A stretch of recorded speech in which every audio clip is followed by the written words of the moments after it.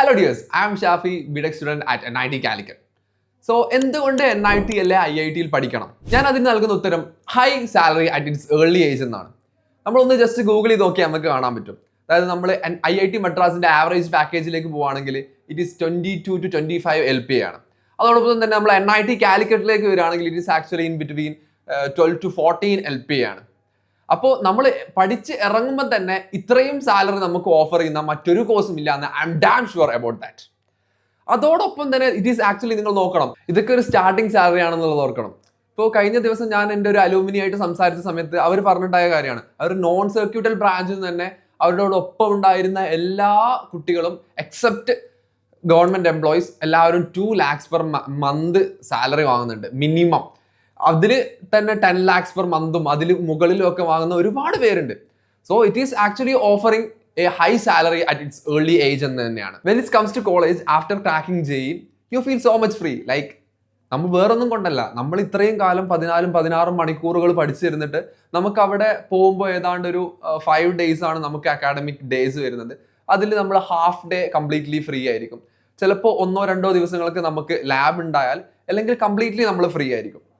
പിന്നെ നമ്മൾ വെക്കേഷൻ പാർട്ടൊക്കെ പോവുകയാണെങ്കിൽ നമുക്ക് സം ബ്രേക്ക് എന്ന് പറയുന്നത് നമുക്ക് ഓഡ് സെമ്മിൽ 1 മന്തും അതോടൊപ്പം തന്നെ ഈവൻ സെമ്മിൽ നമുക്ക് 3 മന്തും കംപ്ലീറ്റ്ലി ഫ്രീ ആയിരിക്കും. അതൊക്കെ കൊണ്ടാണ് ആക്ച്വലി നമുക്ക് NIT ഓർ IITയിൽ നിന്ന് പഠിച്ചിറങ്ങുന്നവർ കൂടുതലും ഓൺട്രപ്രണൽ മൈൻഡ് സെറ്റും കാര്യങ്ങളൊക്കെ ഡെവലപ്പ് ചെയ്യുന്നത്. കാരണം അവർക്ക് അവരുടെ ചുറ്റും നടക്കുന്നതിനെ കുറിച്ച് തികച്ചുമുള്ള കൃത്യമായ ഒരു അവബോധം അവരിൽ ഉണ്ടാക്കാൻ. കാരണം ഇത്രയും സമയം നമുക്ക് ഫ്രീ കിട്ടുമ്പോൾ നമ്മൾ ഒരിക്കലും വെറുതെ സ്പെൻഡ് ചെയ്യില്ല. കാരണം ഹൈ കോർ കുട്ടികളാണ്, ഇന്ത്യയിലെ ഏറ്റവും പ്രീമിയം സ്റ്റുഡൻസ് ആണ് അവിടെയൊക്കെ വരുന്നത്. അവരൊക്കെ ആയിട്ട് സംസാരിക്കുക, അവരൊക്കെ ആയിട്ട് ഇന്ററാക്ട് ചെയ്യുകയും ചെയ്യുമ്പോൾ നമ്മളും അതിനനുസരിച്ച് നമ്മുടെ മൈൻഡ് സെറ്റും നമ്മുടെ അവബോധവും കാര്യങ്ങളൊക്കെ ഉയരുന്നതായിരിക്കും. ഇനി കൾച്ചറൽ ആൻഡ് ടെക്നോ മാനേജ്മെന്റ് ഫെസ്റ്റുകളിലേക്ക് പോവുകയാണെങ്കിൽ NIT കാലിക്കറ്റിലെ ടെക്നോ മാനേജ്മെന്റ് ഫെസ്റ്റ് ആണ് Tathva. It is actually south India's largest techno management fest. അതുപോലെ NIT കാലിക്കറ്റിലെ കൾച്ചറൽ ഫെസ്റ്റ് ആണ് Ragam. It is also actually south India's largest cultural fest. പിന്നെ നമ്മൾ NIT അല്ലാതെ IITകളിലെ ഫെസ്റ്റുകളിലേക്ക് പോവുകയാണെങ്കിൽ IIT ബോംബെയിലെ മൂഡ് ഇൻഡിഗോ എന്ന് പറയുന്നത് ഏഷ്യാസ് ലാർജസ്റ്റ് കൾച്ചറൽ ഫെസ്റ്റ് ആണ്. അതോടൊപ്പം നമ്മൾ ഓരോ IITകളിലേക്ക് പോവുകയാണെങ്കിൽ അവരവരുടേതായ കൾച്ചറൽ ഫെസ്റ്റും ടെക്നോ മാനേജ്മെന്റ് ഫെസ്റ്റും ഉണ്ടാവും. ഇപ്പോൾ IIT മദ്രാസിൽ സാരങ്ങളുള്ളതുപോലെ. അപ്പോൾ ഇതിൻ്റെയൊക്കെ സാധനങ്ങൾ A to Z കാര്യങ്ങൾ സ്റ്റുഡൻസ് ആയിരിക്കും ചെയ്യുന്നത്. അപ്പോൾ സ്റ്റുഡൻസിന് കിട്ടാവുന്ന എക്സ്പ്ലോഷർ, അതോടൊപ്പം തന്നെ ഒരു കമ്പനിയുടെ ഹെഡ് പൊസിഷനുകളിൽ ഇരിക്കുന്ന ആൾക്കാരുമായിട്ടൊക്കെ സംസാരിക്കാനും അവരൊക്കെ ആയിട്ടൊരു ഇൻട്രാക്ഷൻ, അതോടൊപ്പം തന്നെ ഒരു കണക്ഷൻസ് ഒക്കെ ബിൽഡ് ചെയ്യാൻ ഇത് വളരെയധികം ഹെൽപ്പ് ചെയ്യുന്നുണ്ട്. അതോടൊപ്പം നമ്മൾ ഇനി അക്കാഡമിക് പാർട്ടിലേക്ക് നോക്കുകയാണെങ്കിൽ നമുക്ക് വരുന്നത് ഒരു 4 മാസം വെച്ചിട്ടുള്ള 2 സെമസ്റ്ററുകളാണ്. അപ്പം അതിൽ ഒരു മിഡ് സെമസ്റ്റർ, അതായത് ഒരു സെമ്മിന്റെ പകുതി ആവുമ്പോൾ നമുക്കൊരു മിഡ് സെമസ്റ്റർ എക്സാമിനേഷൻ ഉണ്ടാവും. അത് ഏതാണ്ട് ഒരു 10 days ആയിരിക്കും ഉണ്ടാവുക.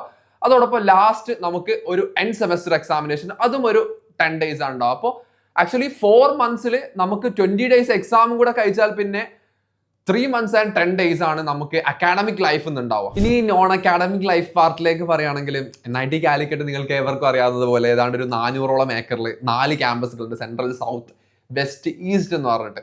അപ്പോൾ നമുക്കിവിടെയൊക്കെ ക്രിയേറ്റീവ് സോൺസും അതുപോലെ നമുക്ക് താല്പര്യമുള്ള മേഖലയിൽ നമുക്ക് പെർഫോം ചെയ്യാൻ, അതായത് ഫുട്ബോൾ ആണെങ്കിൽ ഫുട്ബോളിന് ഡിഫറെൻ്റ് ആയിട്ടുള്ള കോർട്ടുകളുണ്ട്, ടെന്നീസ്, അതുപോലെ ബാഡ്മിൻ്റൺ, അതുപോലെ ടേബിൾ ടെന്നീസ്, നമുക്ക് ഇഷ്ടമുള്ള ഫീൽഡ് ഏതാണ്, കൊക്കോ ആണെങ്കിൽ കൊക്കോ, ഇതിനൊക്കെ അവിടെ അവസരങ്ങളുണ്ട്. പിന്നെ നമുക്കൊരു ഓൾ ഇന്ത്യ ലെവൽ കണക്ഷനാണ്. നമുക്കിപ്പോൾ ഒരു NIT അല്ലെ IIT ആണെങ്കിൽ നമുക്കിപ്പോൾ ഓൾ ഇന്ത്യയിൽ എവിടെ പോയാലും, ഇപ്പം ഞാൻ കാശ്മീരിൽ പോയാലും എനിക്ക് അവിടെ കാശ്മീർ, എൻ്റെ ക്ലാസ്മേറ്റ്സ് തന്നെ കാശ്മീരിൽ നിന്നുണ്ട്. അതോടൊപ്പം നോർത്ത് ഈസ്റ്റേൺ സ്റ്റേറ്റിലേക്ക് പോകണമെങ്കിൽ അവിടെയും നമുക്ക് ഫ്രണ്ട്സ് ഉണ്ടാവും. അപ്പോൾ ഒരു ഓൾ ഇന്ത്യ ലെവൽ നെറ്റ്വർക്കിംഗ് നമുക്ക് ഇതിലൂടെ NIT അല്ലെ IITയിൽ പഠിക്കുന്നതിലൂടെ കിട്ടുന്നുണ്ട്. അതോടൊപ്പം നമുക്ക് ഓരോ കൾച്ചറൽ ആൻഡ് റിലീജിയസ് ഫെസ്റ്റുകൾ, ഇപ്പോൾ ഓരോ സ്റ്റേറ്റിൻ്റെതായിട്ടുള്ള ഫെസ്റ്റുകൾ ഉണ്ടാവും. അപ്പോൾ നമുക്കിപ്പോൾ പറയുകയാണെങ്കിൽ ഓണം, നമുക്ക് അവർ നമ്മളടുത്ത് ചോദിക്കും എന്താണ് ഈ ഓണത്തിന് പിന്നിലുള്ള റീസൺസും സാധനങ്ങളൊക്കെ. അതോടൊപ്പം തന്നെ നമ്മൾ ഓരോ ഫെസ്റ്റുകൾ, പൊങ്കലാണെങ്കിലും ഗണേശ ചതുർത്ഥി ആണെങ്കിലും അങ്ങനെ ഡിഫറെൻറ്റ് ഫെസ്റ്റിവൽ ഒക്കെ നമ്മൾ അവിടെ NITയിൽ കൊണ്ടാടും.